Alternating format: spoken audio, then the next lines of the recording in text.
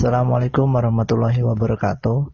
Nama saya Akram Abdurrafi, NIM A03227187, akan menjelaskan mengenai penggolongan obat. Penggolongan obat tercantum dalam Peraturan Menteri Kesehatan Republik Indonesia Nomor 917/Menkes/10/1993 yang kini telah diperbaiki dengan Permenkes Republik Indonesia Nomor 940/Menkes/Peraturan/4/2000. Penggolongan obat berdasarkan jenis dan penandaan terdiri dari obat bebas terbatas, obat wajib apotik, obat keras, psikotropika, dan narkotika. Obat bebas. Obat yang boleh dibeli secara bebas tanpa menggunakan resep dokter. Zat aktif yang terkandung di dalamnya cenderung relatif aman dan memiliki efek samping yang rendah. Obat ini disimbolkan dengan lingkaran berwarna hijau bergaris tepi hitam yang terdapat pada kemasan. Apa sih contoh-contoh obatnya? Contoh-contoh obat bebas adalah vitamin, multivitamin, dan antasida. Selanjutnya ada obat bebas terbatas. Obat ini adalah obat yang boleh dibeli secara bebas tanpa menggunakan resep dokter, namun mempunyai peringatan khusus saat menggunakannya. Obat golongan ini merupakan obat yang sebenarnya masuk ke dalam kategori obat keras, namun dalam jumlah tertentu masih dapat dijual di apotek dan dapat diperoleh tanpa resep dari dokter. Obat ini disimbolkan dengan lingkaran biru bergaris tepi hitam. Contoh-contoh obat golongan bebas terbatas ini adalah CTM, Theophylline, Tremenza, dan Lactobion. Lalu, ini adalah peraturan yang tertera pada obat bebas terbatas.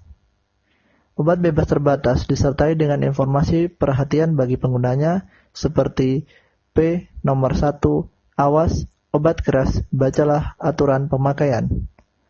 P nomor 2, awas obat keras, hanya untuk kumur, jangan ditelan. P nomor 3, awas obat keras, hanya untuk bagian luar dari badan. P nomor 4, awas obat keras, hanya untuk dibakar. P nomor 5, awas obat keras, tidak boleh ditelan. Dan P nomor 6, awas obat keras, obat wasir, jangan ditelan. Selanjutnya ada obat keras. Obat keras adalah obat yang hanya boleh dibeli menggunakan resep dokter. Obat-obat yang termasuk dalam kategori ini jika digunakan berdasarkan pengawasan dari dokter, dikhawatirkan dapat memperparah penyakit, meracuni tubuh, bahkan berujung pada kematian. Obat golongan ini disimbolkan dengan lingkaran merah bergaris tepi hitam dan terdapat huruf K di dalamnya. Contoh-contoh obat keras adalah asam mefenamat, loratadin, alprazolam, clobazam, pseudoephedrine, dan masih banyak lagi. Selanjutnya ada obat psikotropika dan narkotika.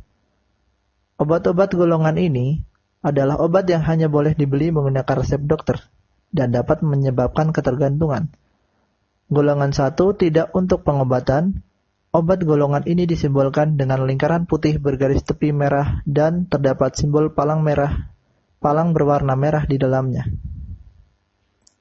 Psikotropika sendiri adalah zat atau obat yang dapat menurunkan aktivitas otak atau merangsang susuran saraf pusat dan menimbulkan kelainan perilaku disertai dengan timbulnya halusinasi atau menghayal, ilusi, gangguan cara berpikir, perubahan alam perasaan, dan dapat menyebabkan ketergantungan serta mempunyai efek stimulasi atau merangsang bagi para pemakainya.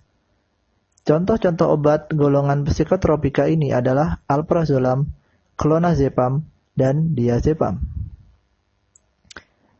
Lalu ada obat narkotik. Obat narkotik adalah zat atau obat yang berasal dari tanaman atau bukan tanaman, baik sintesis maupun semi-sintesis, yang dapat menimbulkan pengaruh tertentu bagi mereka yang menggunakan dengan memasukkannya ke dalam tubuh manusia.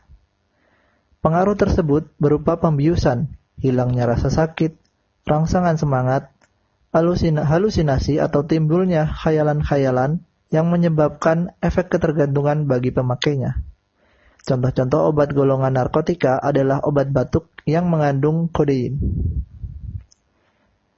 Ini adalah lambang atau simbol-simbol pada obat golongan-golongan obat bebas terbatas, obat keras, psikotropika, dan narkotika.